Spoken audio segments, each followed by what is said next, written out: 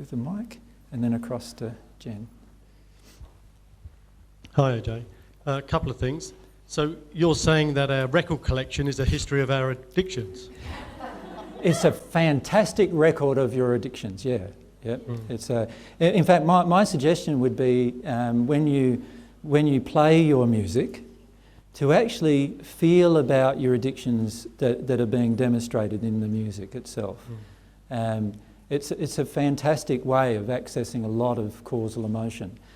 Yeah. A lot of times, by the way, just as a note about music, we often use music to connect with the writer's causal emotion in order to avoid our own.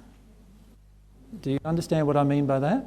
So in other words, I can't connect with my sadness about losing my girl. I don't want to cry about it. I'm not connecting with it. So what I do is I put on a song and that's about losing my girl, and all of a sudden now I can cry. Why is that? Because I'm connecting to the writer's sadness. I'm actually needing help to feel my own sadness. Now, I'm not saying don't do that. What I'm saying is notice that I must have a block to feeling my own sadness in that, to need the music to feel the sadness. So yes, your music collection is a very good way of actually accessing causal emotion inside of you. Unfortunately for most of us, our music collection is the way we act out our addiction. Does that make sense to all of you? So I had this whole list of songs, all soulmate lost songs. And while I could play those, sing those, enjoy those, I always liked those songs. Did you think I was feeling my soulmate loss? Mm-mm.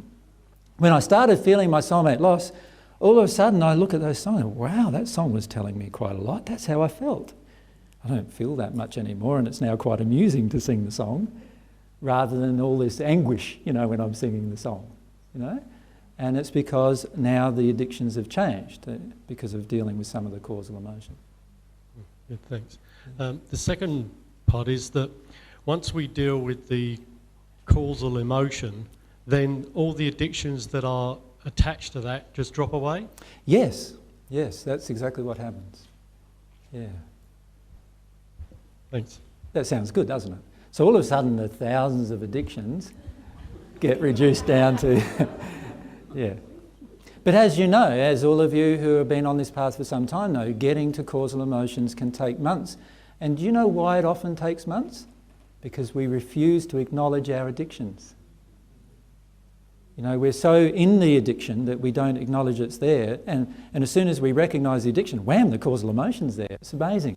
I've had so many times myself where I've been for months on end in my addiction, right? So, for example, a woman comes along who's a bit upset. She demands time of me. So I sit down with her and I explain all about her emotions and what's going on for her. And 3 hours later, I'm still explaining what's going on for her, and she's going, yes, whatever. And then she's asking me another question, and I'm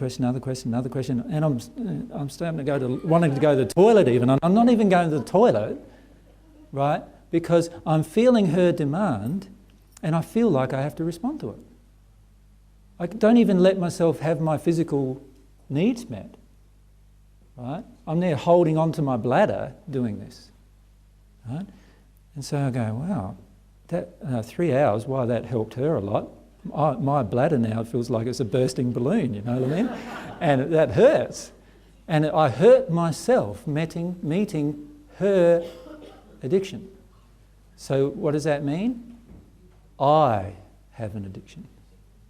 Does that make sense? What's my addiction? My addiction is the angry woman comes along, I've got to talk with her until she no longer wants me. And then she goes, and then I can go to the toilet. Why is that? It's because I'm afraid of the angry woman. I'm afraid of upsetting her. I'm afraid of, stopping halfway through and saying, no, that's enough to this conversation now. Actually, you're angry. I don't want to talk to you at all, come to think of it. I'm afraid of doing that. Does that make sense? I'm afraid of doing that because the angry woman's emotion's getting projected, and I'm in my addiction of placating the angry woman in every possible opportunity. Why would I decide to placate an angry woman?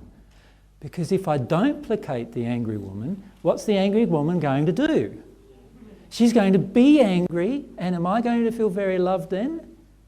No, but while I'm placating her, she will listen. She'll stay in this what seems to be a loving transaction with me. But actually, is it loving? No, it's not. Of course it's not loving. And the proof is, I'm in pain with my bladder while I'm doing it. Right in that moment, I am proving to myself my own addiction is so strong that I'm willing to actually go through personal pain in my physical body in order to get this addiction met. So, I do that for, I don't know how many years I did that. So I did that for years. Anytime a woman wanted to have a chat with me about something emotionally, I would do that automatically, right?